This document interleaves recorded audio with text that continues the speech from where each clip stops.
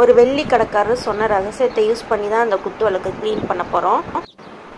அது எப்படின்னா, வெள்ளி தட்டு வந்து கடையிலேருந்து வாங்கலான்னு பண்ணப்போ அது லைட்டாக பிளாக்காக இருந்துச்சு. அதை எப்படி க்ளீன் பண்ணாங்க அப்படிங்கிற ரகசியத்தை தான் நான் இப்போ உங்களுக்கு சொல்ல போகிறேன். இது பார்த்திங்கன்னா ரொம்ப வருஷம் க்ளீனே பண்ணாமல் அப்படியே வச்சுருந்தாச்சு, மேலே வச்சுருந்தாச்சு, யூஸே பண்ணலை. இப்போ வெளியே எடுத்து பார்க்கும்போது எல்லாம் கருப்பாக இருக்குது. பார்த்திங்கன்னா இரும்பு மாதிரியே இருக்குது பாருங்கள், இரும்பு கலரில் இருக்குது. இது அப்படியே நம்ம என்ன பண்ண போகிறோன்னா க்ளீன் பண்ண போகிறோம். நிறைய மெத்தட் இருக்குது சில்வரை வந்து க்ளீன் பண்ணுறதுக்கு. அது வந்து நம்ம அப்பப்போ தெரிஞ்சு வச்சுக்கிட்டோன்னா நம்ம வீட்டில் இருக்கிற பொருள் என்ன அவைலபிளாக இருக்கோ அதை வச்சு ரொம்ப ஈஸியாக வந்து நம்ம குத்து விளக்கெல்லாம் க்ளீன் பண்ணிடலாம். இப்போ இந்த கோல்கேட் பவுடரை வச்சு தான் நம்ம வந்து க்ளீன் பண்ண போகிறோம். ரொம்ப ஈஸியாக டென்ஷனே ஆகாமல் இந்த கோல்கேட் பவுடரை வச்சு தொடச்சி எடுத்துடலாம். நான் இந்த வெள்ளியை க்ளீன் பண்ணுறதுக்குன்னே இந்த கோல்கேட் பவுடர் வாங்கி வச்சுருக்கேன். இது எப்போவுமே வந்து யூஸ் ஆகும். வெள்ளி க்ளீன் பண்ணுறதுக்கு மட்டும்தான் யூஸ் பண்ணுறது. ரொம்ப வருஷமாக இந்த கோல்கேட் பவுடர் இருக்குது. கொஞ்சம் கொஞ்சம் எடுத்தாலே நல்லா அழகாக க்ளீன் பண்ணிடலாம். ஃபஸ்ட்டு இந்த மாதிரி ஒரு காட்டன் துணி இல்லை அப்படின்னா டிஷ்யூ பேப்பர் அந்த மாதிரி இந்த மாதிரி விரித்து வச்சுக்கோங்க. ஃபேன் எல்லாம் ஃபஸ்ட்டு ஆஃப் பண்ணிக்கோங்க. ஏன்னா இந்த கோல்கேட் பவுடரெல்லாம் போட்டோன்னா நிறைய பறக்கும். அதனால் ஃபேன் எல்லாம் ஆஃப் பண்ணிக்கோங்க. இப்போ வந்து அந்த துணியில் வந்து நம்ம இந்த மாதிரி வந்து தூவிக்கலாம். அப்புறம் இப்படி நல்லா தொடச்சி விட்டுருங்க. அப்போ பறக்காமல் கீழே வேஸ்ட் ஆகாமல் கொட்டாமல் இருக்கும். அதுக்காக வந்து அந்த துணியில் வந்து நல்லா காட்டன் துணியில் தொடச்சி வச்சுக்கலாம். இந்த மாதிரி நல்லா சுற்றிட்டு நம்ம வந்து சாதாரணமாக நம்ம தண்ணி ஏதாவது ஒரு பாத்திரத்தில் இருந்தால் எப்படி தொடச்செடுப்போம் அதே போல் இந்த குத்து விளக்கை லைட்டாக தொடச்சாலே அதில் இருக்கிற கருப்பெல்லாம் மாறிடும். இப்போ லைவாக தொடச்சி கட்டுறேன், எப்படி வந்து க்ளீன் ஆகுது அப்படின்னு சொல்லிட்டு பார்க்கலாம். எங்கெங்கெல்லாம் கருப்பு இருக்கோ அந்தந்த இடத்துலலாம் இந்த கோல்கேட் பவுட்ரு போட்டு நம்ம தொடச்சி எடுத்துட்டோன்னா பார்த்திங்கன்னா உடனே வந்து க்ளீன் ஆயிரும். ரொம்ப கஷ்டப்பட்டு ஹெவியாலாம் துடைக்க வேண்டியதெல்லாம் பார்த்திங்கன்னா உங்களுக்கே டிஃப்ரெண்ட் தெரியும். ஃபஸ்ட்டு எப்படி இருந்துச்சு இப்போ எப்படி இருக்குதுன்னு சொல்லிட்டு. ரொம்ப பெருசாலாம் ரொம்ப ஹெவியாலாம் துடைக்கல, லைட்டாக துடைச்சதுக்கே வந்து பார்த்திங்கன்னா இது வந்து இந்தளவுக்கு நல்லா க்ளீனாக அழகாக வந்திருக்கு. ஃபஸ்ட்டு பழைய குத்து விளக்கு பார்த்திங்கன்னா எப்படி கருப்பாக இருக்குது, இது பார்த்திங்கன்னா எப்படி வெள்ளையாக இருக்குது அப்படிங்கிறது உங்களுக்கே வந்து டிஃப்ரெண்ட் தெரியும். அந்தளவுக்கு வந்து நம்ம அழகாக வந்து ஒரு தொடையிலே வந்து தொடச்சி எடுத்துடலாம். இந்த கோல்கேட் பவுடருக்கு பதிலாக நம்ம விபூதி கூட யூஸ் பண்ணிக்கலாம்.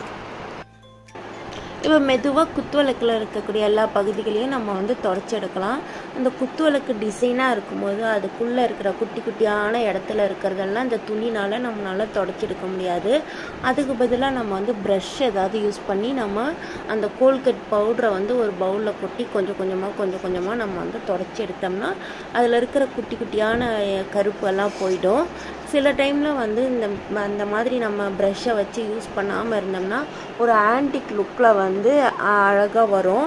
அந்த மாதிரி லுக் வந்து பிடிச்சிச்சு அப்படின்னா ஆன்டிக் குத்து விளக்கு மாதிரி இருக்கணும் அப்படின்னா நம்ம ப்ரஷ்ஷை யூஸ் பண்ண தேவையில்ல. இந்த மாதிரி சுற்றி இருக்கிற நம்ம வந்து துணியை மட்டும் வச்சு தொடச்சிட்டு இது பண்ணால் போதும்.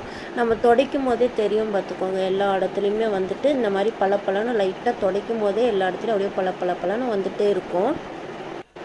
ரொம்ப நேரம் டைம் ஸ்பெண்ட் பண்ணாமல் இந்த மாதிரி நிமிஷத்தில் நம்ம வந்து அழகாக தொடச்சி எடுக்கலாம். இந்த மாதிரி துடைக்கும் போதே தெரியும் துணியெல்லாம் கருப்பாயிட்டே வரும். இந்த கோல்கேட் பவுட்ரு வெளியில் இருக்கிற கருப்பு கோல்கேட் பவுட்ரு முடிய நம்ம இன்னும் கொஞ்சம் கோல்கேட் பவுடரை கொட்டி நம்ம தொடச்சி எடுத்துக்கலாம். குத்து விளக்குடைய எல்லா பகுதிகளையும் நம்ம அழகாக தொடச்சி எடுத்துக்கலாம்.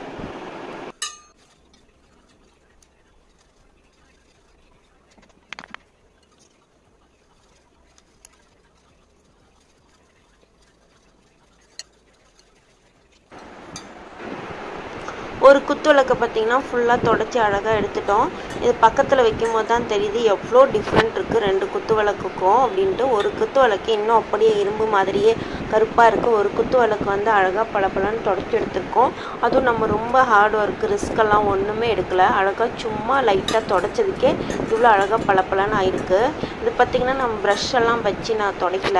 அதனால் ஒரு ஆன்டிக் லுக்கில் அங்கங்கே உள்ளார ஷார்ப்பாக உள்ளார கொஞ்சம் பள்ளமாக இருக்கிற இடத்துலலாம் பிளாக் அப்படியே இருக்குது.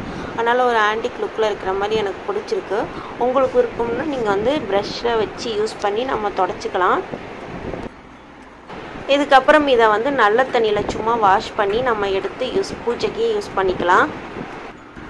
இதே போல் உங்கள் வீட்லேயும் கோல்கேட் பவுடரோ இல்லை விபூதியோ இருந்தால் இதே மாதிரி தொடச்சி ஈஸியாக வந்து வெளியே தொடச்சி வச்சுக்கலாம். இந்த வீடியோ உங்களுக்கு ரொம்ப யூஸ்ஃபுல்லாக இருக்கும்னு நினைக்கிறேன். நன்றி, வணக்கம்.